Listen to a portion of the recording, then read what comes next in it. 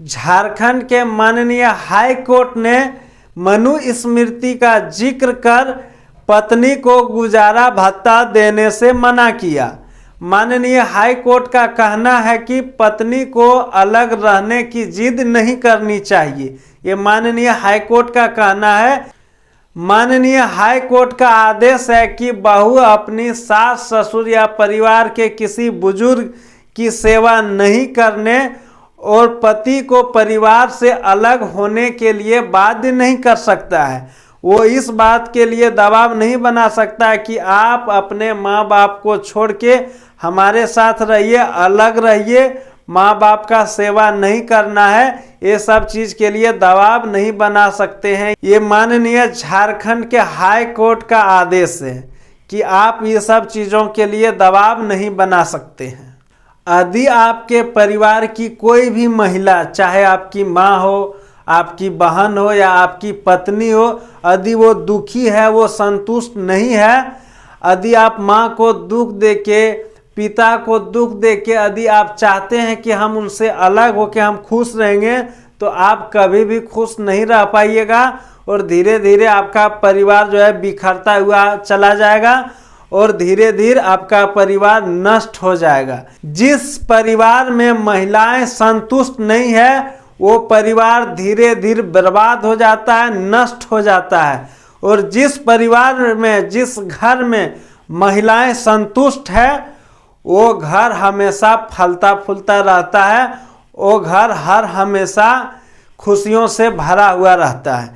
इसीलिए आप अपने माँ का, अपने बाप का, अपने बहन का, अपने पत्नी का दिल कभी भी मत दुखाइए। और घर बर्बाद होने में सबसे बड़ा कारण है कि आपका शादी हो गया है, उसके बाद भी आप किसी पराई औरत के साथ नाजायज संबंध रखते हैं।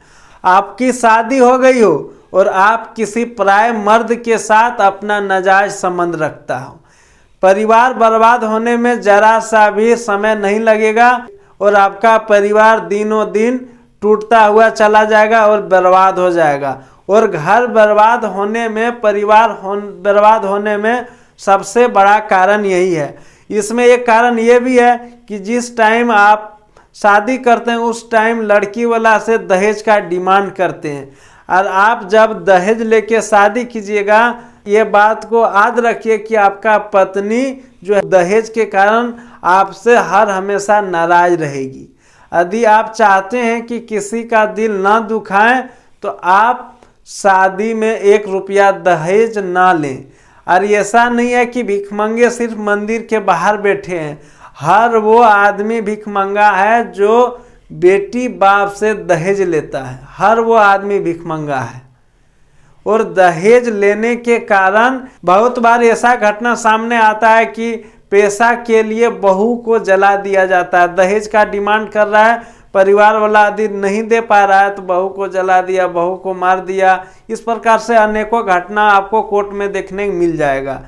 लेकिन जब तक दहेज बंद नहीं होगा, हालांकि दहेज पर तो पाबंदी है, दहेज नहीं आप ले सकते हैं और नहीं दहेज आप दे सकते हैं, लेकिन उसके बावजूद क्या होता है कि लोग जो है पैसा वाला घर में अपने से ज़्यादा बड़ा घर में शादी करने का जो आस रखते हैं, इसके कारण जो है दहेज अभी भी लेन देन होता है। और सबसे बड़ा परिवार बिखरने में, परिवार टूटने में दहेज एक कारण है।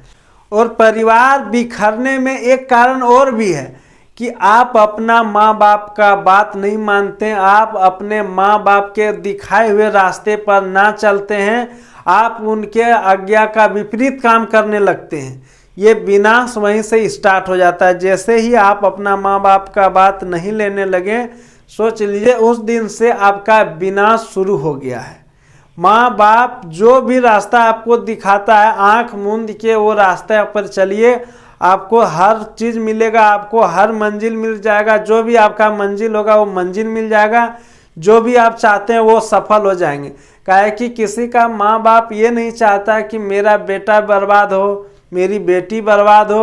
और एक चीज़ ये भी है, आज के समय में घर परिवार बर्बाद होने का सबसे बड़ा कारण है कि आप अपने माँ बाप का बात ना मानते हुए अपने मन मर्जी से शादी कर लेना।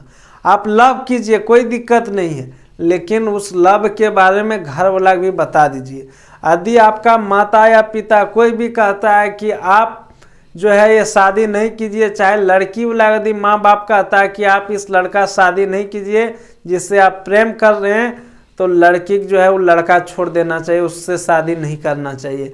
यदि कोई किसी लड़का के माता पिता ये कहता है कि आप जिस लड़की से प्रेम करते हैं उससे शादी नहीं कीजिए, तो लड़का को भी वो लड़की से शादी नहीं करना चाहिए। यदि आप अपना माँ बाप का बात ना मानते हुए अपने मन मर्जी से शादी कर लेते हैं, तो फिर धीरे धीरे आपका परिवार जो है बर्बाद होना शुरू हो जाएगा, आपका परिवार धीरे धीरे जो है बिखर जाएगा। इसीलिए आप अपने माँ बाप का आज्ञा पालन कीजिए। किसी का माँ बाप ये नहीं चाहता है कि उसका बेटा का घर नहीं बसे, उसका बेटी का घर नहीं बसे। और बहुत बार क्या होता था कि आपके माँ बाप जहाँ चाहा, जिस लड़की से चाहा, आप उस लड़की से शादी कर लिए, लेकिन शादी करने के बाद आपकी पत्नी जो है आपको ये कहने लगता था कि आपको परिवार से अलग रहना है, परिवार में माँ बाप का सेवा नहीं करना, अलग रहेंगे, बढ़िया से रहेंगे, बढ़िया जीवन जिएंगे। और आप अपनी पत्नी की बात नहीं मानते थे तो आपकी पत्नी कोर्ट चली जाती थी, और कोर्ट जाने के बाद वो कोर्ट से कहती थी कि हमको जो है गुजारा भत्ता चाहिए, हमको गुजारा भत्ता दिलाया जाए जीवन यापन के लिए।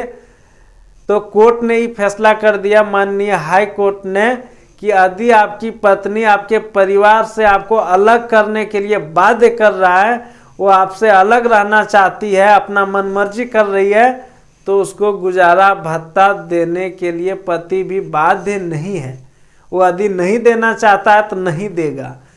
माननीय हाई कोर्ट के इस फैसले को लेके आपका क्या विचार है, कमेंट करें। जय हिंद।